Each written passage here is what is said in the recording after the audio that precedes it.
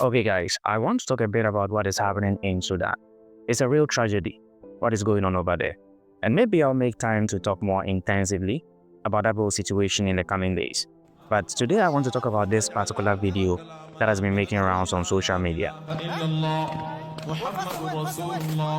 عليها نحيا وعليها نموت وعليها نلقى الله إن شاء الله من الآمنين لا مغيرين ولا مبدلين اللهم ربنا لا تؤاخذنا إن نسينا أو أخطأنا ربنا ولا تحمل علينا إصرا كما حملته على الذين من قبلنا ربنا ولا تحملنا ما لا طاقة لنا به واعف عنا واغفر لنا وارحمنا أنت مولانا فانصرنا على القوم الكافرين ربنا إننا سمعنا مناديا ينادي للإيمان آمنوا بربكم فآمنا ربنا فاغفر لنا ذنوبنا. I think this video was first cited somewhere at the ending of October, so just last month. And the official narrative, or the most popular narrative, is that this mother and her 3 children are just moments away from being unalived by these radical militants. And this is the lowest point humanity can ever reach. To get to a point where you have such little regard for human life. I mean, the fear in her eyes, knowing that death may be moments away. And the innocence of those children. Their only crime is that they were born in Sudan, but they are caught up in this conflict. Now, there's no real evidence as to whether they were indeed unalived. I think there's another case of a mother and her 2 children who were unalived, and their bodies were hidden left to hang on a tree. The video of that is on Telegram. I couldn't bring myself to go search for it, let alone even watch it. I don't have the heart for that. But that video is apparently being mistaken for this one.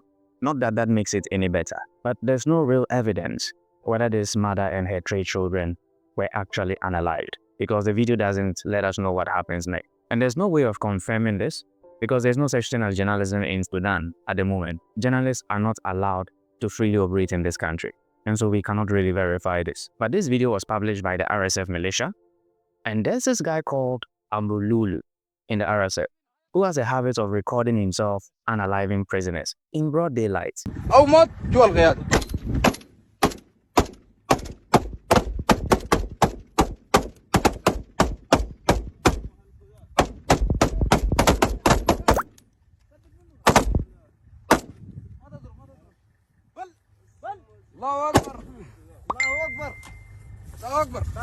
He was detained a few days ago and is allegedly being investigated. But this is his second time of being detained and investigated. It's obvious they only arrested him because the international community is keeping a close eye on things in Sudan. And like I said, this guy has a habit of recording himself committing all these crimes. And so he'll be released eventually. Okay, his arrest is merely a publicity stunt. Now, I'm not saying Lulu is the person responsible for recording this particular video, but that is the practice in this conflict in Sudan. Okay, usually prisoners are taunted like this before they are eventually unalived. And as for the RSF, they are one of the main warring factions in Sudan. Okay, they are the main resistance against the Sudanese army, and they have a rather interesting history. So they are an offshoot of a militia called a Janjaweed, who are famously known for unaliving the blacker Christian demographic of Sudan. That was like their core mission.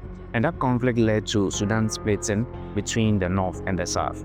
The south currently having a Christian population of about 63%, whereas the north, where this conflict is currently taking place, has just a 2% Christian population. And as for this mother and her children, they represent the fate of millions of Sudanese that have been displaced because of this conflict. 11 million as of January this year have been displaced, and hundreds of thousands have been unalived. And so there are a lot more situations like this that haven't been recorded. And only God knows the fate of some of these women and children that have been caught up in similar situations. It is in moments like this that you realize just how useless, just how incompetent the African Union is. So pray for Sudan if you believe in a God. And let me know if you want a full breakdown of what is going on in Sudan at the moment.